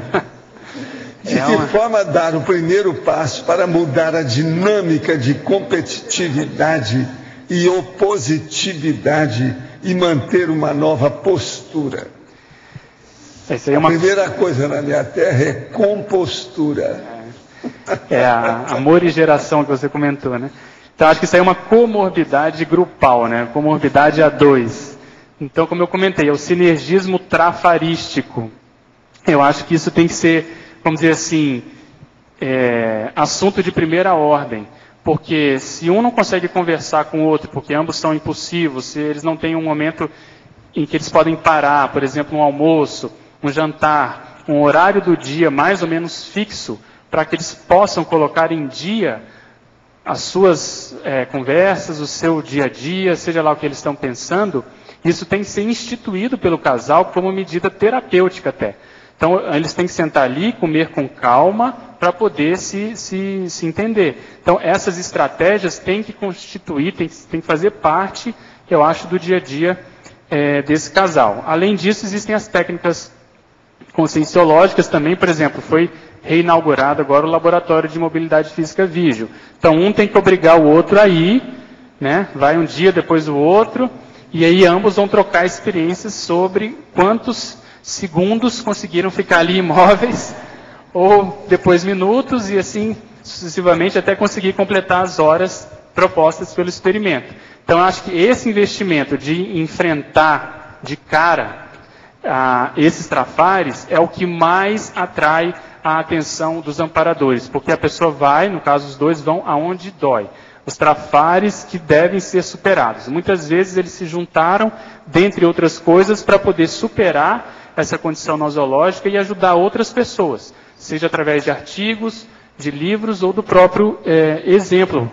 Como que eles conseguiram superar isso? Então eu acho que esse é um caso que ilustra bem essa condição, mas que acho que em todas as duplas existe alguma condição trafarística a ser superada, seja ela em maior ou menor grau. Então, o que a gente pode tirar de partido disso é evitar colocar isso para debaixo do tapete. Porque como é desconfortável para ambos, a tendência é que não se fale sobre isso.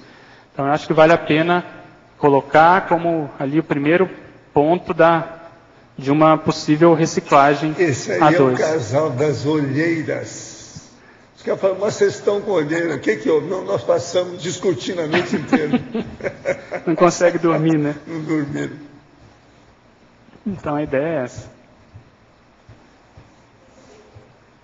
Oi. Então, aí, entrosamento, a última abordagem. Eu não sei também se você já explicou, se não... A gente comentou, mas a gente pode explorar. Diz assim, tais condições explicam a frequente ocorrência de telepatias, sincronicidades e simulcognições entre os componentes da inter-relação harmônica. Então, acho que isso faz parte da pesquisa dos constituintes da dupla. Quanto mais se investe na dupla, quanto mais se gosta de conversar, de ficar junto, de produzir em conjunto, mais isso vai reverberando no cosmos, e a tendência é com que essas ocorrências aconteçam de modo mais frequente. Eu estou lembrando aqui só para ilustrar, quando a gente foi dar o primeiro SCP-2, que eu estava indo para pegar o avião, a gente almoçou aqui no CAEC, e o peso do meu prato foi exatamente o peso do prato da Cris. Foi o mesmo valor, nos centavos, nos reais, e outros SCP-2 isso já se repetiu. Então, esse tipo de sincronicidade, na época, no momento, a gente interpretou como sendo a presença dos amparadores ali, em função do trabalho que a gente ia fazer. Mas essas ocorrências sincrônicas, essas coincidências, assim, aparentemente sem ter razão de ser, ilustram esse grau de harmonia entre o casal. Então, acho que isso tem que ser, assim, elemento de pesquisa do casal, porque isso tem um efeito, vamos dizer, positivo. Retroalimenta o casal, significa que eles estão indo no caminho certo, significa que, vamos dizer, as decisões que estão sendo tomadas estão de acordo, que os amparadores estão apoiando. Então, acho que isso é positivo nesse sentido, para a gente introduzir o parapsiquismo e os parafatos no dia a dia do casal. Evitar só um ter as suas experiências e o outro também, e não juntar essas condições. Eu acho que muito pode ser conquistado e aprendido quando a gente soma as experiências parapsíquicas do casal. Então foi nesse sentido que a gente resolveu comentar aqui. Não sei Obrigada. se Eu atendeu. posso continuar aí, eu não sei se para você o professor Valdo comentar a questão assim, quando um casal incompleto e que uma das pessoas, por exemplo, que tem as ideias da conscienciologia, e que não quer perder a oportunidade de assistir, e que o outro não se encaminha, não vai meio próximo, meio paralelo, qual seria o melhor posicionamento entre esse casal para que as pessoas não se distanciassem na questão da assistencialidade? Eu acho, Luci, que a gente tem que, como a gente comentou aqui, ver se é o caso de investir nessa relação. Exatamente. Né? Então, se for o caso, se a pessoa já partiu desse pressuposto, já decidiu isso, dar aquele tempo para outra pessoa que não é ainda, no caso da conscienciologia, ou não tem tanta afinidade ainda com as ideias, deixar com que ela mature por ela, tenha as próprias experiências dela. Porque a tendência de quem já entende muito da conscienciologia, ao começar um relacionamento externo, é tentar convencer, mostrar, explicar tudo, com todas as palavras, todas as letras, muitas vezes convencendo até a pessoa e forçando a barra para que ela seja voluntária, por exemplo. Então, eu acho que um respeito que tem que ser dado enfim, explicar o que for necessário a partir das demandas da pessoa, né, do outro, e, vamos dizer, deixar com que a própria pessoa reconheça as ideias, tenha as suas próprias, vamos dizer, vivências, para que ela, por si só, adquira e, vamos dizer assim, tenha as convicções pessoais, porque senão, se essa relação acabar, a tendência dessa pessoa é cair fora da conscienciologia. Então, a assistência, eventualmente, não foi feita. Então, o que eu poderia dizer disso, não sei se o Valdo quer complementar, mas é respeitar sempre esse time, esse momento de cada um, né, de ambos, e não vir com tacape e querer convencer a pessoa. Por aí. Agora aqui, faz projeção com uma pessoa que tem dupla e não consigo entender se se trata de algo promovido por amparadores ou assediadores. Sei que conheço a pessoa de outras vidas, o que foi até ratificado por ele. É uma senhora que está falando isso. Sempre que vou a curso ministrado por essa pessoa, tenho projeções com conotações românticas. Aconteceram também sincronicidade bastante significativa. O que pensar disso? Tem assédio. Eu acho que, em função da pessoa ser professora, a tendência é que haja uma projeção, uma contraprojeção ali, no sentido de projeção no sentido psicológico, né? A pessoa admira a outra, isso acaba fazendo uma evocação. Esse aqui é o maior problema dos casais incompletos. Exatamente. E aí mistura as bolas. Então há uma tendência disso realmente acontecer, e em geral é patrocinado por assediadores, né? E vem com essa desculpa de que é de outras vidas, é romântico, encontrou, tem mais vidas com a pessoa do que a própria duplista. Isso aí a gente já viu N casos que terminaram em tragédia, vamos dizer assim, inclusive em gestação. Aqui outra. É pacífico na literatura a dificuldade de conviver com um duplista portador de TDAH.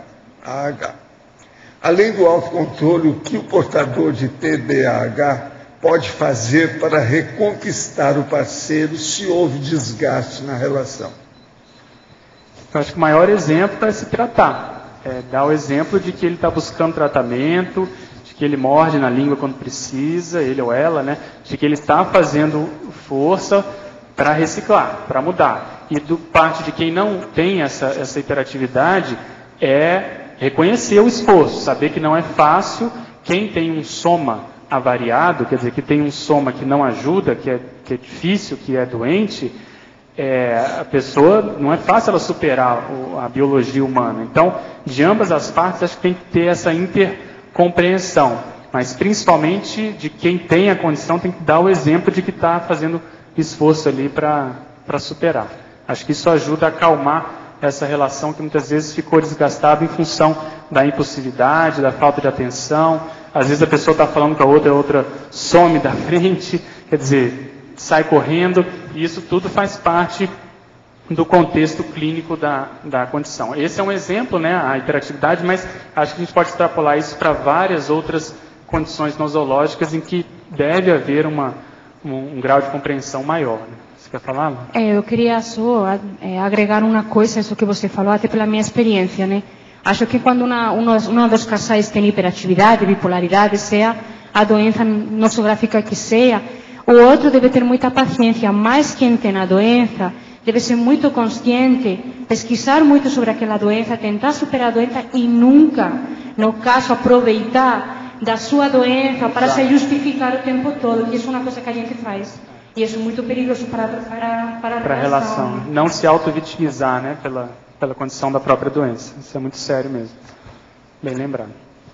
O verbetólogo poderia esclarecer mais o que ele entende por fantasias sexuais que poderiam abaixar a blindagem do quarto. Olha, não tente dar um desconto, nem fazer um negocinho. Fantasia sexual é você estar com a fulana pensando na ciclana. Enfim, você evocar a pessoa do trabalho, a exaurinha debaixo do chuveiro, a moça que saiu pelada na Playboy, seja lá o caso o homem, né, a tendências homossexuais, seja lá quem for. O ideal é pensar naquele parceiro com o qual você está tendo a relação ali no momento, inclusive aproveitar essa condição para expandir o parapsiquismo. Eu estou lembrando aqui que no manual da dupla evolutiva existe a possibilidade de você, durante o ato sexual, principalmente durante o orgasmo, você fazer a clarividência facial com o parceiro ali. Então, em função da dimener, das energias mais densas ali, isso pode ser utilizado para assistência, mas também para o desenvolvimento parapsíquico do casal. Agora, isso só é possível se houver um grau de cosmoética maior nessa relação, né? Quais são os principais travões que impossibilitam um oaristo efetivo num casal íntimo que busca um equilíbrio no duplismo intrínseco e sadio? Minha resposta para a própria pergunta: tenho realizado muitas concessões. Eu acho que é por aí, né? Já respondeu. Agora, o que pode ser travão, por exemplo, são coisas práticas. É a pessoa achar que já conhece a outra, que já conhece tudo que a outra vai falar. Então é uma espécie de apriorismo que se cria, natural, espontâneo, mas negativo. Então a pessoa às vezes não está ali totalmente dedicada a ouvir o que a outra pessoa está falando. Ela está ali, mas com a cabeça em outro lugar. Então esses apriorismos tendem a ser naturais em função do nível de convivência, né, dos anos de convivência, porque é natural, você já conhece a pessoa, mas isso pode puxar o tapete ali da relação se você começar a usar isso como o já sei o que ele vai falar, já sei o que ele está pensando, já sei o que vai acontecer. Então essa do já sei, acho que vale a pena cortar. Só uma dica. A fantasia sexual com o namorado ou a namorada, quando distante, também é prejudicial? Se sim, há alternativas nesse caso? Se não, há orientações? O mesmo ocorre com o sexo via fone entre namorados distantes? Pergunta ao professor Valdo e gostaria de comentar do verbetógrafo. Da minha parte, eu quero dizer o seguinte: tudo depende da assistência de cada qual. Se houver etero assédio em um deles, vai ter boi na linha e vai criar problema. Agora, de modo geral, é isso. Agora, se o processo ficou circunscrito apenas aos dois, tudo bem. Mas, olha bem isso. Não, sem comentários, acho que é por aí. O problema é a autocorrupção da pessoa achar que vai pensar no fulano, mas ele ou ela dá uma fugidinha e na hora H evoca o outro lá. Então, é bem isso que você falou mesmo. Agora aqui outro. Minha irmã está em quadro depressivo e sendo tratada por psiquiatra e psicoterapeuta, tomando remédio para dormir. Sofreu trauma forte que a deixou sem confiança em si e na vida, não querendo sair de casa e interagir com as pessoas. Sua capacidade comunicativa caiu bastante e sua iniciativa em resolver pequenos problemas domésticos ou outros quaisquer da vida regrediu, ficando dependente da ajuda dos irmãos para tomar decisões. Como ajudá-la a sair dessa condição fechadista, infantilizada e trazer de volta suas potencialidades e trafores que sabemos que tem?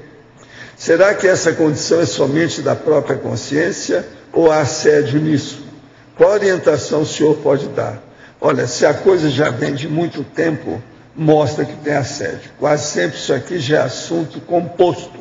Quer dizer, um caso complexo, composto. Tem as duas coisas. A parte cerebral e o processo também emocional junto com assédio. Primeiro é o autoassédio. Agora, você pode ajudar aí é criar um ambiente e que possa chamar a atenção para essa pessoa, se dedicar a alguma coisa que ela goste. Incentivá-la nisso, para ela voltar a ter satisfação de viver nessa dimensão. Né? Isso aí constitui bem um quadro da depressão, né? Então acho que tem que buscar ajuda técnica, inclusive, porque senão a tendência é isso ir piorando. Né? Na interaciologia, página 77, a interação frontocardio-laringochakra. Poderia ampliar, por favor? Sim, na condição do casal íntimo, há uma tendência, no caso do casal que tenha afinidade, esse processo afetivo parte, né, a base dele é bem pelo cardiochakra, e em função de ter o diálogo amoroso, o laringochakra entra, ele é muito correlacionado, não só com o cardiochakra, mas também com o sexochakra. Mas aqui a gente quis chamar a atenção para esses três em função do processo mais, vamos dizer assim, mental somático do frontochakra. Então, os assuntos a serem discutidos, quando são assuntos prioritários, evolutivos, cosmoéticos, a tendência é que haja essa interação que culmina para um sinergismo maior. Então, a dupla que consegue já, vamos dizer, perceber visualmente, pela clarividência, aqueles nevoeiros que o professor Valdo costuma comentar, essa clarividência facial, a aura, a psicosfera um do outro, no momento em que está tendo esses debates íntimos, isso significa que há um grau de entrosamento maior. Isso significa que há, vamos dizer assim, uma afinidade acima da média.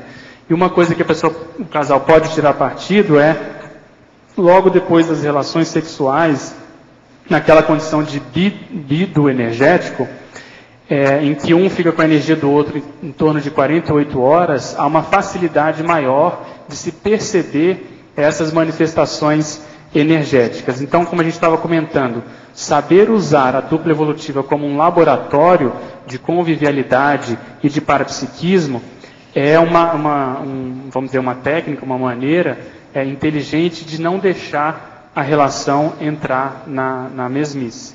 Então, essa interação entre esses chakras foi nesse sentido, de se estar lúcido para o processo parapsíquico durante os debates, as confabulações íntimas. Né?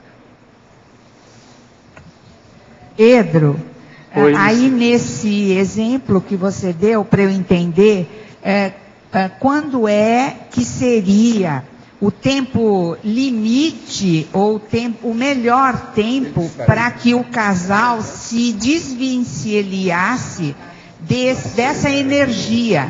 Não fala isso aqui. Da energia do outro, você diz? Sim.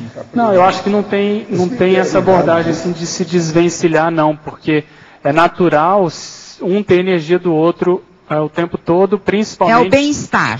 É o bem-estar. Então, nesse caso, não entraria aí a desassim, né? Se a coisa está positiva, está harmônica, se principalmente esse casal adota aquela técnica que a gente colocou aí do ato sexual diário, na teoriologia, é natural o tempo todo um estar com a energia do outro, né? Então, esse acoplamento, ele se mantém mais. E você podia explicitar melhor o segundo item aí mesmo da interaciologia?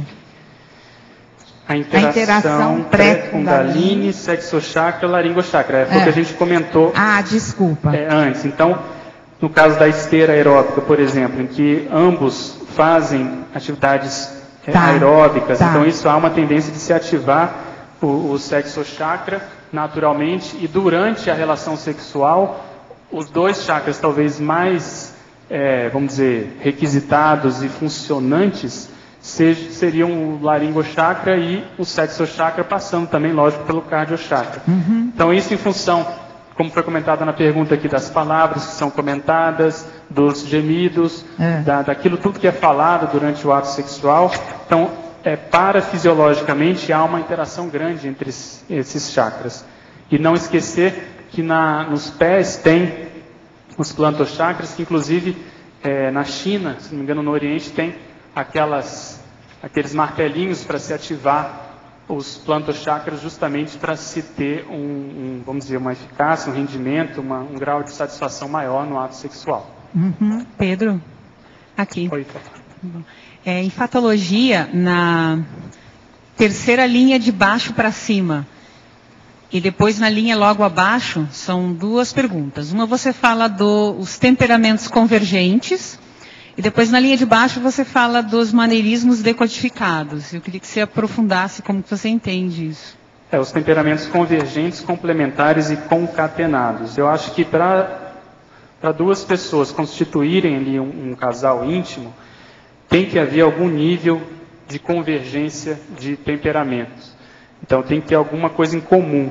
Se eles puderem tirar partido disso, ou seja, se puderem complementar isso e concatenar isso na execução da ProEx de ambos, a tendência disso é criar um sinergismo. Então a ideia foi justamente chamar atenção para isso, para ver se os duplistas estão atentos para as características de cada temperamento individualmente. E você comentou dos cestros, dos parceiros, os maneirismos que têm relação com cestros. Então é justamente isso. Quanto mais afinidade há, mais você vai saber o que a pessoa está falando sem ela precisar dizer nada. Então esses maneirismos é o modo que a pessoa usa o gestual como, vamos dizer assim, acompanhante da comunicação verbal. Então isso ajuda a cortar etapas dentro da relação. Às vezes um olhar, né, já diz tudo. Uma forma de, vamos dizer, de sorrir da pessoa, a aura dela se expande e você consegue ter ali informações que muitas vezes um discurso não daria tempo, não daria condições de poder expressar. Sem dúvida, porque o temperamento ele ilustra o quê? Os interesses da pessoa, é o modo como a pessoa reage a seja lá o que for. Então, se eu reajo diante de um assunto e aquilo me traz, vamos dizer, bem-estar, harmonia, eu tenho afinidade com aquilo, e vamos supor com a Cristiane também, isso tende a gerar uma harmonia, um campo, algo em comum. Então são metas em comum, são assuntos convergentes nesse sentido. Então se a gente expandir isso para o temperamento de modo geral, e se, vamos dizer assim, predomina mais de 51% de condições convergentes, a tendência é que um possa ajudar mais o outro na condição evolutiva mesmo, na condição de conquista do complexo, entende? Então, como técnica de se verificar a quantas anda a técnica da dupla evolutiva, acho que essa é uma boa. Se o temperamento é muito díspare, é muito diferente, se as pessoas, vamos dizer assim, têm muitos pontos em que eles não conseguem dialogar, isso pode ser um elemento de, vamos dizer assim, dificuldade para a manutenção desse casal. Então a gente comentou isso no início, que vale a pena abordar esses assuntos, às vezes, esses temperamentos, ou esse modo do temperamento aparecer mais críticos, para justamente não funcionar como elemento de desagregação no futuro. Ok? Dá tempo de uma pergunta ainda? Pode ainda fazer pergunta? Dá tempo? Vamos lá, a derradeira. Aqui da afinidade, na página 79, quando essa afinidade é conquistada ao longo de outras vidas, mas o contexto intrafísico não permite o convívio a constituição da dupla nessa vida. O mais inteligente para a ProEx seria, vamos dizer assim, arrumar o contexto intrafísico para que essa afinidade seja produtiva para os dois, ou buscar uma nova possibilidade de encontro e outras afinidades também. Eu penso que, como você comentou, se não há a possibilidade de constituir essa dupla, vamos em frente.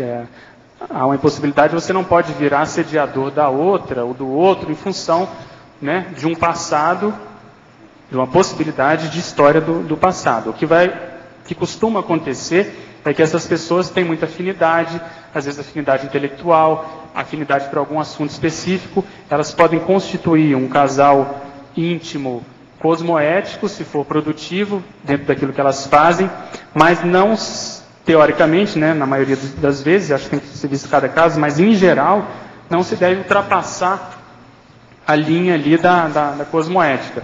Ou seja, não se deve confundir essa relação, apesar de todo o grau de afinidade que tem, é muito comum isso acontecer na CCCI, isso deve ser respeitado sempre. Como a gente comentou também, com essa desculpa de já ter sido dupla no passado, a gente já viu e ouviu vários casos que não caminharam bem. Quando a coisa ela por si só é mais forte, ela aparece, as coisas se arrumam, os amparadores ajudam e ela se constitui por si.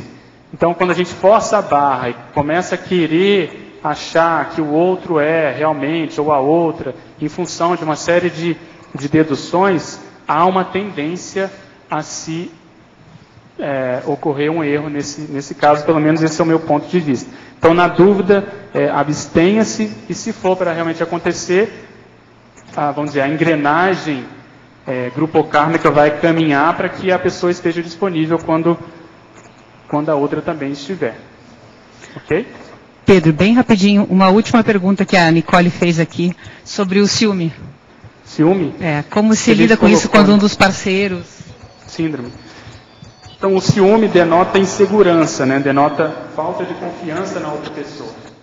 Você ter, a gente comentou aqui no início também, uma pitada de ciúme, um toque que a outra pessoa dá, fala, olha, a fulana, no meu caso, né? Vamos supor, a Cris chega para mim e fala, olha, acho que a fulana está passando da linha que a gente estava falando aqui, ela está, vamos dizer, pesando no nosso holopensene, eu acho que está sendo demais.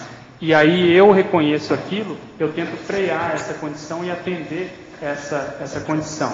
Da mesma forma, ela faz isso comigo.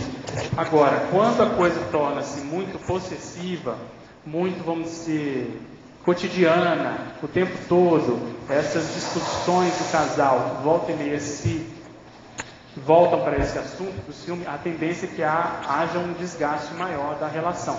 Porque a pessoa se sente tolhida, não pode mais conversar com ninguém, não pode mais olhar para ninguém, porque acha que isso vai gerar ciúme na outra pessoa. Então isso acaba, vamos dizer, tolhindo a liberdade e a espontaneidade das pessoas ali do casal. Então eu acho que num vamos dizer assim, num tempo certo, no modo certo, principalmente de se colocar, é bem-vindo. Mas se há um exagero, a tendência é descambar. Ok? Muito bem. Obrigado. Os nossos comerciais, por favor. Obrigado. As pontuações de hoje: 65 assinaturas no livro de presença, 23 perguntas presenciais, 26 perguntas online, 23 votos presenciais e 8 votos online. Hoje teremos os recados da Eliana sobre o programa Amigos e a Neida sobre a qualificação docente. Boa tarde. Nós queremos reforçar o convite aos amigos da Enciclopédia para que participem das oficinas da Enciclopédia nos dias 9 e 10 de março, na semana que vem. São 8 oficinas que esclarecem, aprofundam, enfim. Elas dão um embasamento muito bom para quem quer começar, para quem já está escrevendo também os seus verbetes e quer entender, né, como funciona essa técnica tão avançada da verbetografia. Então, por favor, interessados, procurem rapidamente a recepção do CAEC, porque as vagas são limitadas. Obrigada.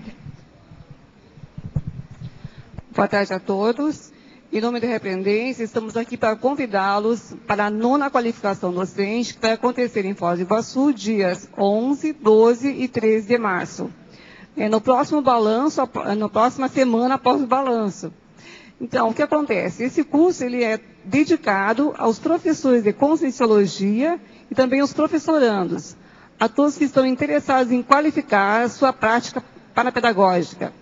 E como são poucas vagas, a gente solicita aos interessados que se dirijam à recepção do CAEC o mais rápido possível, né, que as vagas são poucas, para que não percam essa oportunidade Então, os telefones de contato são 45 3525 2652 ou ainda no site www.reaprendência.org. Estão todos convidados. De autoria da professora Tânia Guimarães, teremos amanhã o verbete Imersão Pontual, a especialidade Experimentologia. Obrigado pela presença de todos e até amanhã.